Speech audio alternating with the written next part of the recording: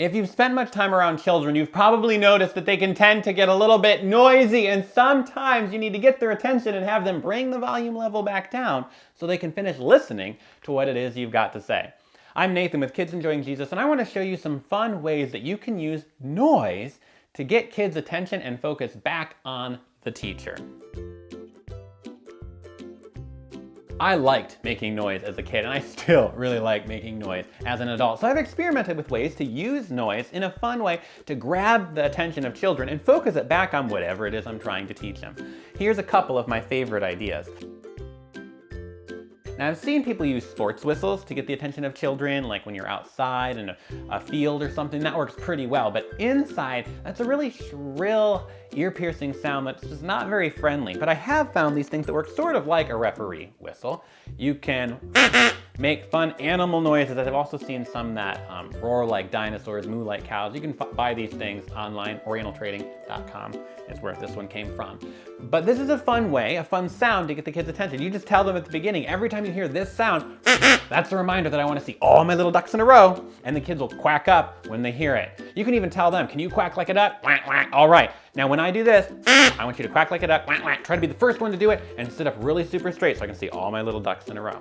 That's a fun way to use noise to get kids to pay attention. Another fun idea you can use is Jingle Bells. After all, it always 'tis the season to follow instructions. So especially around Christmas time, this is a really easy and fun way to tell the kids every time they hear this noise, that's a reminder to follow the rules in our classroom. So when you hear this, I want you to sit up, look up, listen up, zip up, hand up, all those wonderful things, and look straight at the whites of my eyes every time I ring this bell. You can also use it to point out positive behavior. Don't just use it, oh, I see someone not obeying, or oh, you guys are being loud. Not like that. More like,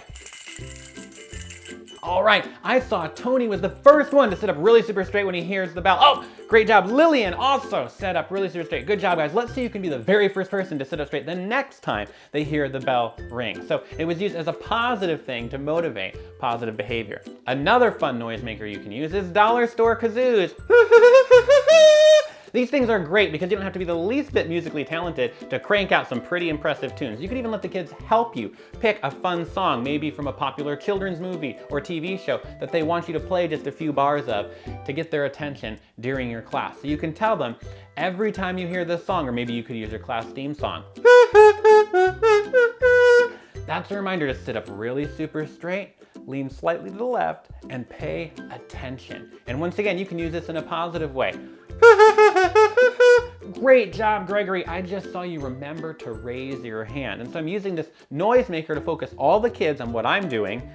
They're paying attention to me. I can celebrate the positive behavior I just saw and then go on with my Bible lesson, memory verse, or whatever else it was I was trying to teach. And you don't even need noisemakers. And you can find several other kinds of noisemakers, like the little hand clapper things, the bike horns, and even bike bells at the dollar store. But even without going to the dollar store, let's suppose you've got to go teach a class in 3 minutes and you're like, great, I don't have time to run to the dollar store. All you need is make up your own noise. You could tell them every time you roar like a dinosaur. Oh, that's a reminder to stretch their neck like a sauropod dinosaur, or pull their hands into themselves and make little T-Rex claws and pay attention. Or you could teach them a new animal noise. One of my favorites is ah, ah, which a lot of kids don't know is the sound a peacock makes. I used to own a peacock. His name was Kihar. He is no longer with us, but he was very attentive. He had this weird way of like craning his neck around and paying really close attention to whatever was going on. And you can tell the kids that. Well, I mean, you didn't own a peacock named Kihar, but even if you didn't, you can tell them you know someone who did. And he said the peacock paid really great attention to everything, and you can trust what he said because he was on YouTube. Obviously, it's true. So you can tell the kids about that. Tell them peacocks really are very attentive to what's going on around them. So every time you make a peacock noise, they've got to pay attention. Or you can pick an animal that the kids like. Let them pick their favorite animal you're very likely going to hear. Cats, dogs, or cows. Who doesn't want to have to do that while they're teaching?